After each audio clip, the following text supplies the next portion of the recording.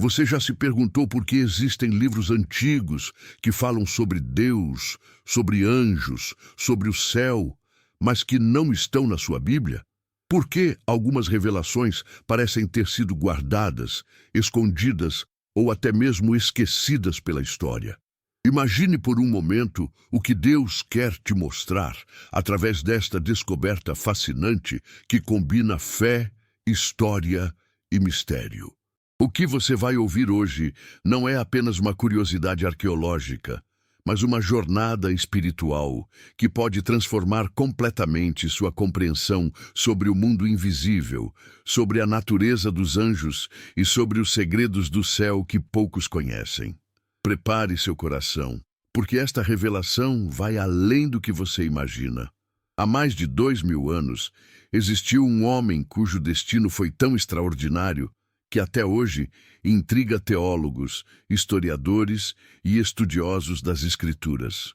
Seu nome era Enoque. A Bíblia fala dele de forma misteriosa em Gênesis capítulo 5, versículo 24, onde está escrito que Enoque andou com Deus e já não era, porque Deus o tomou para si. Pense nisso. Enquanto todos os outros patriarcas daquela época tiveram suas vidas encerradas com a frase "e morreu", Enoque simplesmente desapareceu da terra sem experimentar a morte. Hebreus capítulo 11, versículo 5, confirma que pela fé, Enoque foi trasladado para não ver a morte. Arqueólogos e historiadores explicam que no contexto do Antigo Oriente Próximo, essa narrativa de arrebatamento era absolutamente excepcional, reservada apenas para figuras de extrema santidade. Mas aqui vem algo que poucos sabem. Além dessas breves menções bíblicas, existe um livro inteiro atribuído a Enoque. Um livro que durante séculos foi lido, respeitado e considerado sagrado por comunidades judaicas e pelos primeiros cristãos.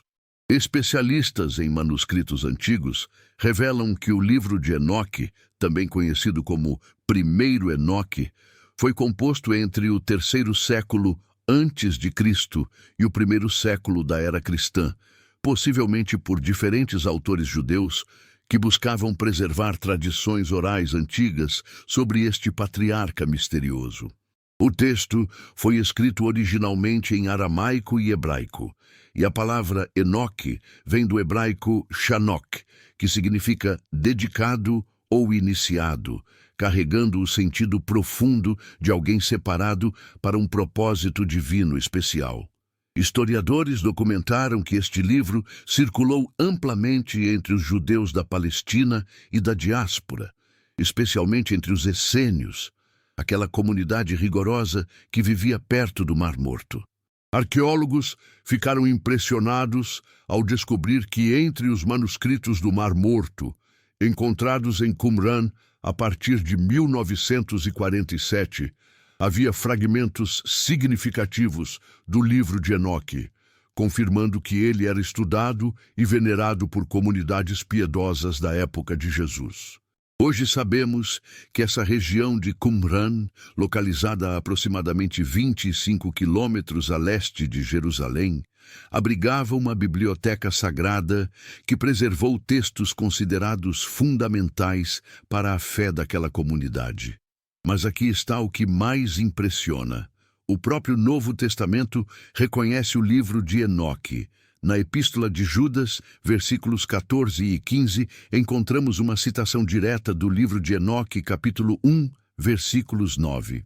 O apóstolo Judas escreve que Enoque profetizou dizendo: "Eis que veio o Senhor com suas santas miríades para fazer juízo contra todos." Especialistas em crítica textual confirmam que esta é uma referência inegável ao texto de Enoque, mostrando que os escritores do Novo Testamento conheciam e respeitavam este livro. Para aquela época, isso era revolucionário porque demonstrava continuidade entre a tradição judaica antiga e a nova revelação cristã. Então, surge a pergunta inevitável que intriga gerações de cristãos sinceros. Se o livro de Enoque era tão respeitado, citado até nas escrituras canônicas, por que ele não está na nossa Bíblia? porque foi esquecido, marginalizado ou até mesmo excluído. Para entendermos isso, precisamos mergulhar na história complexa de como a Bíblia foi formada. Antropólogos culturais revelam que nos primeiros séculos do cristianismo havia dezenas de textos circulando entre as comunidades cristãs. Evangelhos, epístolas, apocalipses, atos de apóstolos diversos. Não havia ainda um consenso definitivo sobre quais livros eram inspirados por Deus e quais eram apenas piedosos ou históricos. O processo de canonização, isto é, de definição dos livros sagrados oficiais, levou séculos e envolveu debates acalorados, critérios teológicos rigorosos e, sim, também fatores políticos e culturais.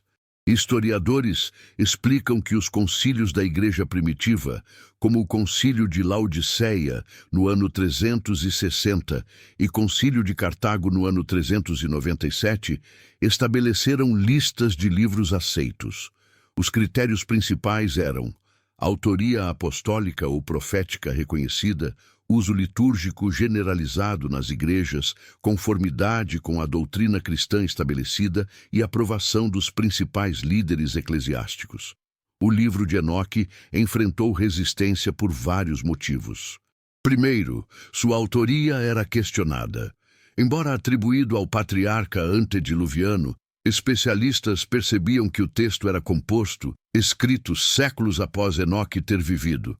Segundo, o conteúdo era considerado excessivamente apocalíptico e especulativo por alguns líderes da igreja. Terceiro, e talvez mais importante, o livro continha revelações sobre o mundo angelical, sobre os mistérios celestiais e sobre conhecimentos secretos que alguns consideravam perigosos para a fé simples dos cristãos comuns. Documentos da época confirmam que havia temor de que ensinamentos sobre hierarquias angelicais complexas, sobre segredos cósmicos e sobre a origem do mal pudessem desviar os fiéis da mensagem central do Evangelho ou abrir portas para especulações gnósticas. Mas aqui vem a revelação que muda tudo. Talvez a exclusão do livro de Enoque não tenha sido simplesmente esquecimento ou rejeição total.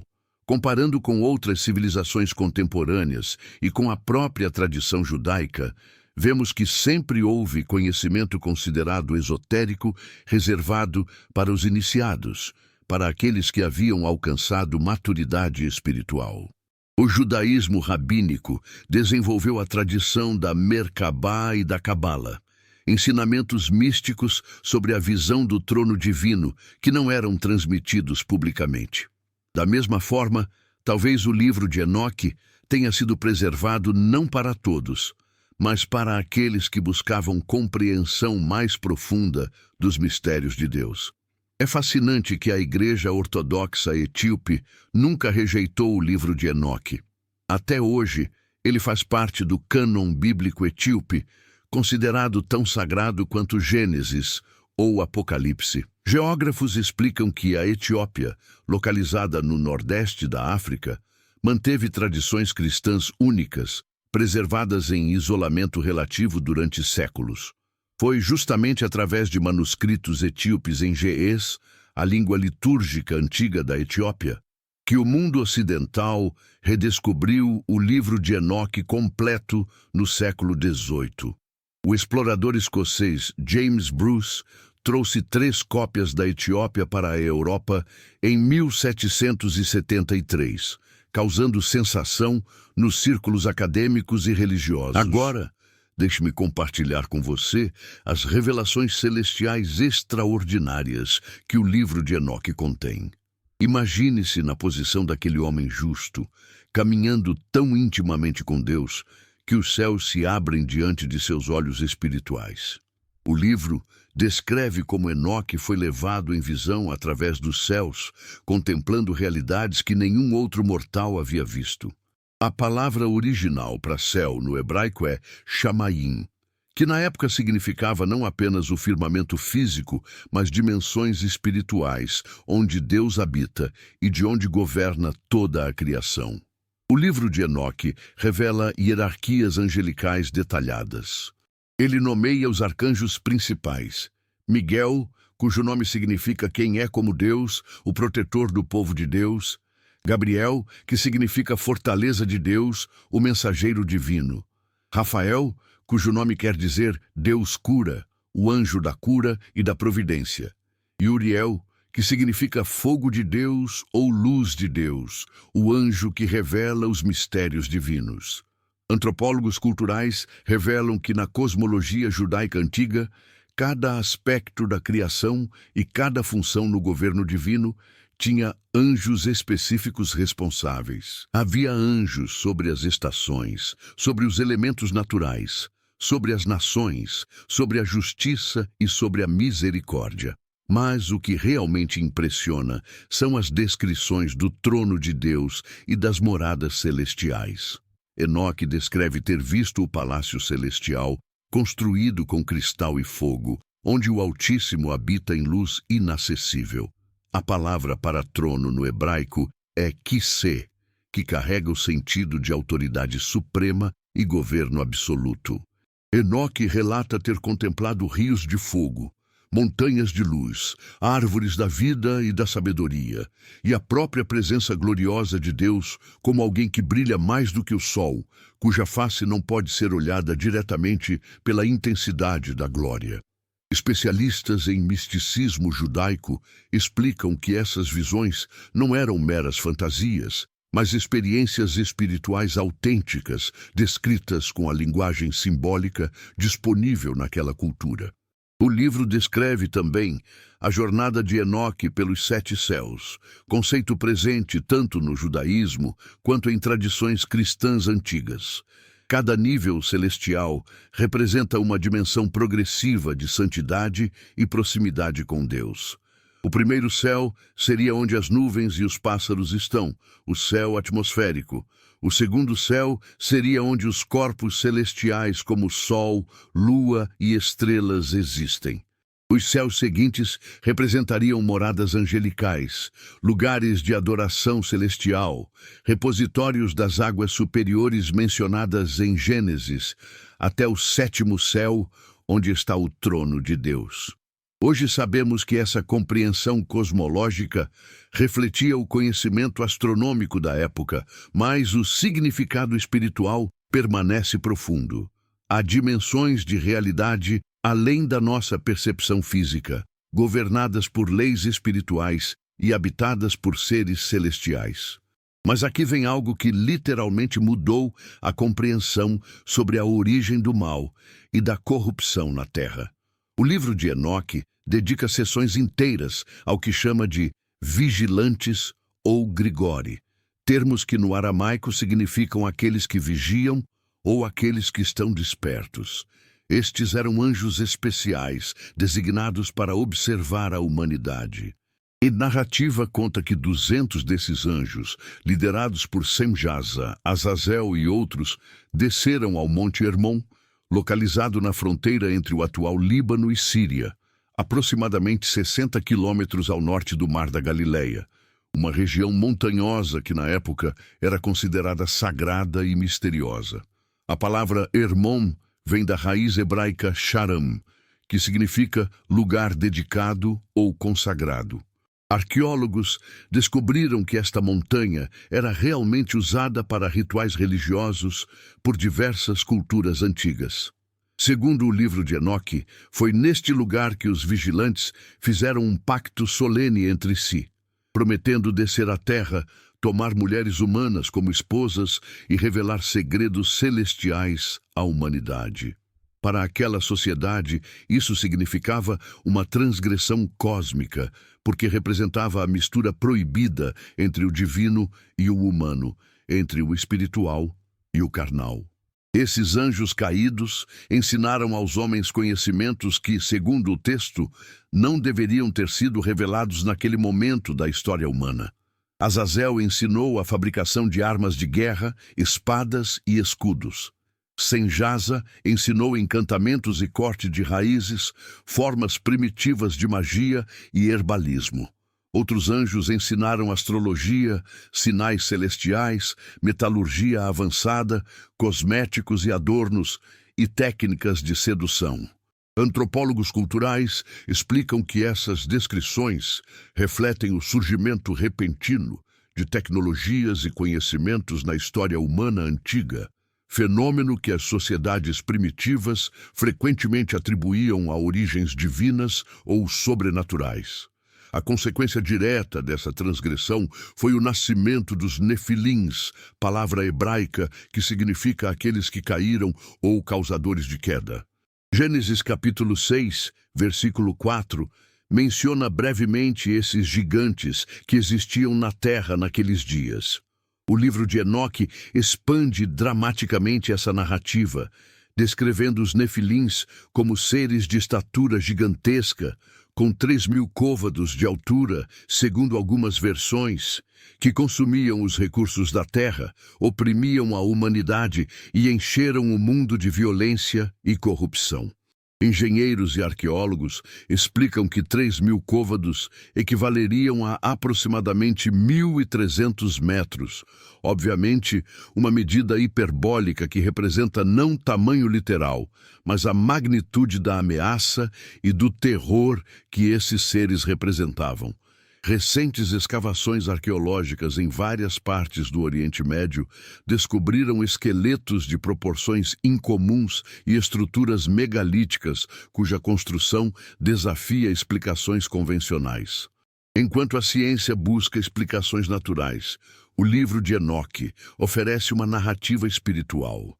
Esses gigantes eram híbridos entre anjos e humanos, seres que não deveriam existir, cuja presença corrompeu a criação de Deus de tal forma que provocou o juízo do dilúvio.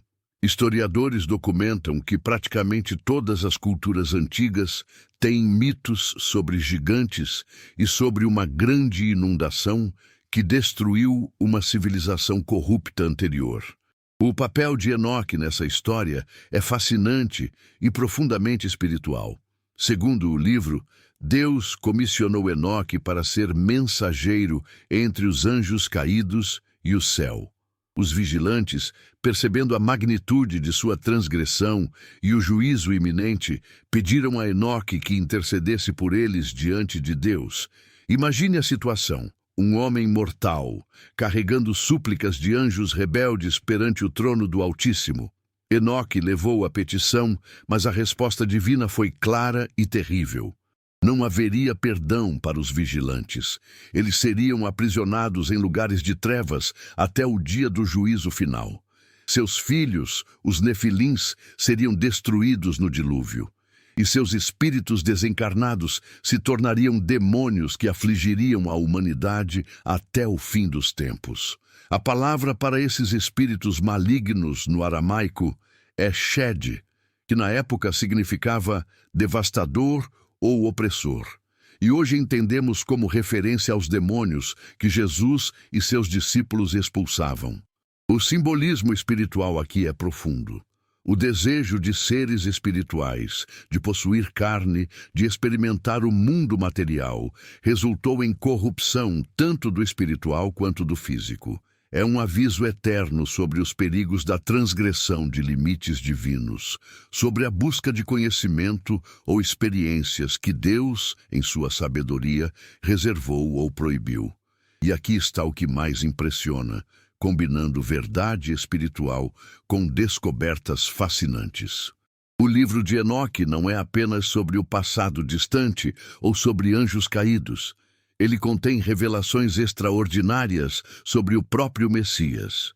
Séculos antes de Jesus nascer em Belém, o livro de Enoque descreve visões de um filho do homem que habitaria com o ancião de dias, que julgaria o mundo com justiça, que seria adorado por todos os povos e cujo reino seria eterno.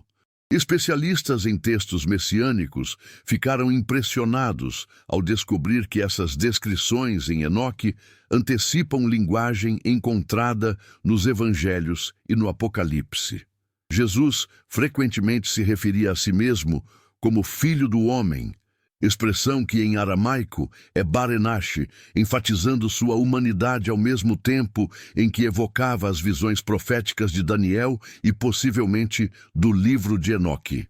Quando lemos no livro de Enoque sobre o Filho do Homem sentado no trono de glória, julgando os reis e poderosos da terra, separando os justos dos ímpios, é impossível não ver paralelos diretos com Mateus, capítulo 25, onde Jesus descreve o juízo final.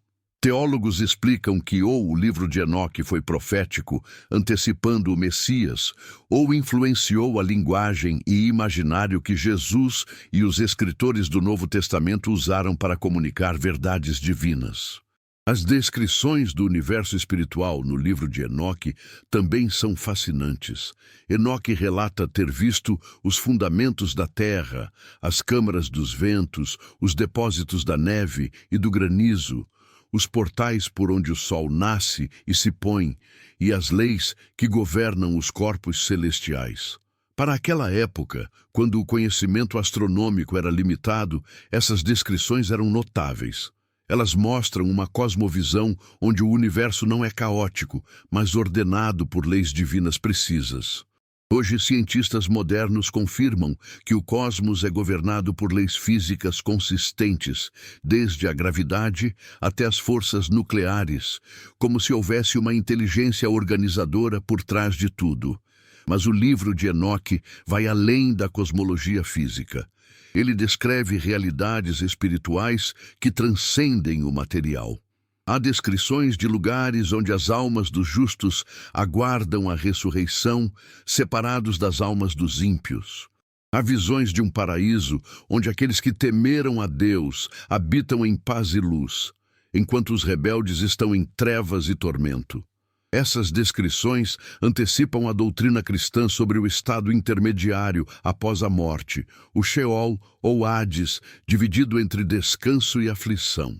Conceitos que Jesus confirma na parábola do rico e Lázaro, em Lucas, capítulo 16. Uma das revelações mais profundas do livro de Enoque é sobre justiça divina. O texto enfatiza repetidamente que todo pecado é registrado, toda injustiça é vista por Deus e haverá um dia de acerto de contas. Os opressores, os corruptos, os violentos, aqueles que pervertem a justiça, pensando que ninguém os vê, descobrirão que o juiz de toda a terra viu tudo. Mas também há promessa maravilhosa para os justos. Aqueles que perseveram na fé, que escolhem retidão em meio à corrupção, que confiam em Deus, mesmo quando o mal parece triunfar, receberão recompensa eterna. Eles habitarão com o Altíssimo, contemplarão sua face e participarão da glória celestial. Para entendermos completamente o impacto do livro de Enoque, precisamos saber que ele não existiu isoladamente. Havia toda uma literatura apocalíptica judaica florescendo entre o 3º século antes de Cristo e o 1º século da era cristã. O livro de Jubileus, também conhecido como Pequeno Gênesis, recontava histórias de Gênesis e Êxodo com detalhes adicionais, muitos baseados em tradições presentes em Enoque. O Gênesis apócrifo, encontrado entre os manuscritos do Mar Morto, expandia narrativas sobre Noé e Abraão, incorporando elementos da tradição enoquiana. Os testamentos dos 12 patriarcas continham revelações proféticas atribuídas aos filhos de Jacó, com forte influência do pensamento apocalíptico presente em Enoque. Comparando com outras civilizações contemporâneas, vemos que o período helenístico era tempo de intensa busca por conhecimento espiritual. Os gregos tinham seus mistérios de Eleusis, onde, iniciados, aprendiam segredos sobre vida, morte e além. Os egípcios preservavam tradições herméticas sobre alquimia e transformação espiritual. Os persas desenvolviam o zoroastrismo com suas complexas doutrinas sobre luz e trevas, anjos e demônios. O livro de Enoque, nesse contexto, representava a resposta judaica a essas buscas, afirmando que o verdadeiro conhecimento dos mistérios cósmicos e espirituais vinha do Deus de Israel, revelado a seus profetas e patriarcas fiéis. O impacto do livro de Enoque na cultura moderna é surpreendente. desde que foi redescoberto no Ocidente, tem fascinado não apenas teólogos, mas escritores, cineastas e até ufólogos. Alguns interpretam os vigilantes como antigos astronautas alienígenas que teriam visitado a Terra e ensinado tecnologia primitiva à humanidade. Essas teorias, embora especulativas e não apoiadas por estudiosos sérios, demonstram o poder duradouro das narrativas de Enoque. Filmes como Noé, de 2014, incorporaram elementos do livro de Enoque, especialmente sobre os vigilantes e nefilins. Séries de televisão exploraram temas de anjos caídos e guerra celestial, claramente inspirados nessas antigas narrativas. Mas o que devemos, como cristãos sinceros e buscadores da verdade, fazer com o livro de Enoque? Primeiro, reconhecer seu valor histórico e cultural. Ele nos ajuda a entender como os judeus piedosos, no período do Segundo Templo, pensavam sobre anjos, demônios, messianismo e juízo divino. Segundo, apreciar como ele enriquece nossa compreensão de passagens bíblicas breves. Quando lemos sobre os filhos de Deus em Gênesis 6, ou sobre anjos que pecaram em 2 Pedro, capítulo 2, versículo 4, o livro de Enoque fornece contexto que ilumina essas referências misteriosas. Terceiro, discernir espiritualmente. Nem tudo no livro pode ser tomado como doutrina, mas há sabedoria genuína sobre santidade, justiça e o chamado para andar com Deus como Enoque andou. A grande lição espiritual do livro de Enoque e da vida do próprio Enoque é simples, mas transformadora. É possível andar tão intimamente com Deus neste mundo caído que os céus se abrem para nós. Enoque viveu na mesma terra corrupta que seus contemporâneos. Ele enfrentou as mesmas tentações, os mesmos desafios, mas escolheu algo diferente. Ele escolheu comunhão constante com o Criador. E Deus respondeu revelando mistérios, concedendo visões e finalmente levando-o diretamente para o céu sem passar pela morte. Hoje, 3.000 anos depois, essa mesma possibilidade está disponível para você. Não importa quão caótico o mundo pareça, quão profunda a corrupção ao seu redor, quão intensas as tentações ou lutas que você enfrenta, o convite divino permanece. Ande comigo. Busque minha face, permaneça em minha presença, e eu revelarei coisas que você nem imagina. Abrirá seus olhos espirituais, concederei discernimento entre luz e trevas, e quando sua jornada terrena terminar, você não será abandonado à morte, mas receberá vida eterna em minha presença. Talvez o livro de Enoque não tenha sido simplesmente esquecido ou excluído por acidente. Talvez, na providência de Deus, ele foi preservado para ser redescoberto neste tempo, quando a humanidade novamente enfrenta corrupção profunda, quando o conhecimento aumenta exponencialmente, mas frequentemente sem sabedoria espiritual, quando há interesse renovado nos mistérios celestiais e no mundo angelical. Talvez Deus esteja chamando uma geração de enoquianos modernos, pessoas que escolherão andar com Ele em meio às trevas, que buscarão revelação genuína ao invés de especulação vazia, que manterão pureza quando a imoralidade está em todo lugar, que confiarão na justiça divina quando a injustiça parece prevalecer. As revelações sobre anjos, sobre o céu, sobre juízo e recompensa que o livro de Enoque contém não são meros exercícios intelectuais. Elas são convites para a transformação. Quando você entende que há hierarquias angelicais envolvidas na batalha espiritual ao seu redor, você ora diferente. Quando você contempla as moradas celestiais preparadas para os justos, as coisas desta terra perdem seu poder de seduzi-lo.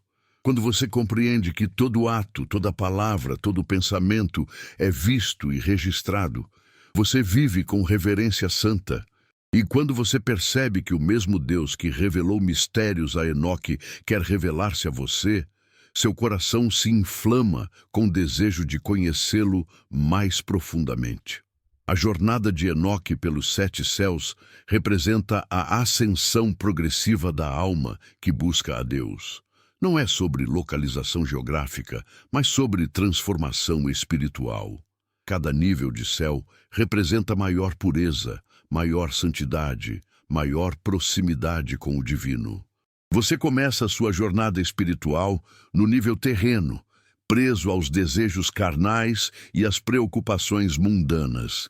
Mas à medida que se purifica através da oração, do jejum, da meditação nas Escrituras e da obediência, você ascende espiritualmente. Seu entendimento se expande, sua percepção do espiritual se aguça. E, eventualmente, como Enoque, você experimenta comunhão tão íntima com Deus que as fronteiras entre céu e terra parecem desaparecer. Esta é a mensagem final e mais poderosa que o livro de Enoque nos deixa. O céu não é apenas um lugar futuro para onde vamos após a morte. O céu é um estado de consciência elevada, uma dimensão de realidade espiritual que pode ser experimentada aqui e agora por aqueles que verdadeiramente buscam a Deus. Quando Jesus disse que o reino de Deus está dentro de vós, em Lucas capítulo 17, versículo 21, ele estava revelando esta mesma verdade. Você pode viver no céu enquanto ainda caminha na terra. Você pode experimentar a presença divina, a paz celestial, a alegria do Espírito, a comunhão com anjos, tudo isso agora, nesta vida, se escolher andar com Deus como Enoque andou. Então, enquanto encerramos esta jornada fascinante através do livro de Enoque e suas revelações sobre o céu, sobre anjos e sobre mistérios divinos, deixe-me deixar você com uma pergunta que pode mudar sua vida. Você está satisfeito com conhecimento sobre Deus ou você deseja conhecimento de Deus? A diferença enorme entre estudar teologia e experimentar o divino, entre saber verdades bíblicas e viver em comunhão transformadora. Enoque nos mostra que Deus não busca meramente adoradores que cumprem rituais ou estudiosos que acumulam informação. Ele busca amigos íntimos que caminham com Ele, que conversam com Ele, que vivem constantemente conscientes de sua presença. Se esta revelação histórica e espiritual tocou o seu coração, como tocou o meu quando descobri essas verdades que Deus preservou através dos séculos, então responda ao convite divino hoje. Comece sua própria jornada de caminhar com Deus. Separe tempo para estar em sua presença. Abra seu coração para a revelação genuína. Purifique-se das corrupções que os vigilantes introduziram no mundo. Violência, imoralidade, ganância, orgulho. Escolha a retidão, mesmo quando o mundo escolhe rebeldia. Confie na justiça divina, mesmo quando a injustiça parece triunfar. E observe como os céus começam a se abrir para você, como mistérios são revelados, como sua vida é transformada de glória em glória.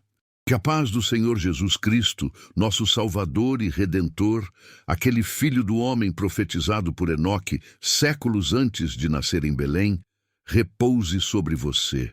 Que o amor do Pai Celestial, aquele ancião de dias que habita em luz inacessível, mas se revela aos que o buscam, envolva seu ser completamente. Que o Espírito Santo, aquele Consolador prometido que guia em toda a verdade, ilumine seu entendimento e transforme seu coração.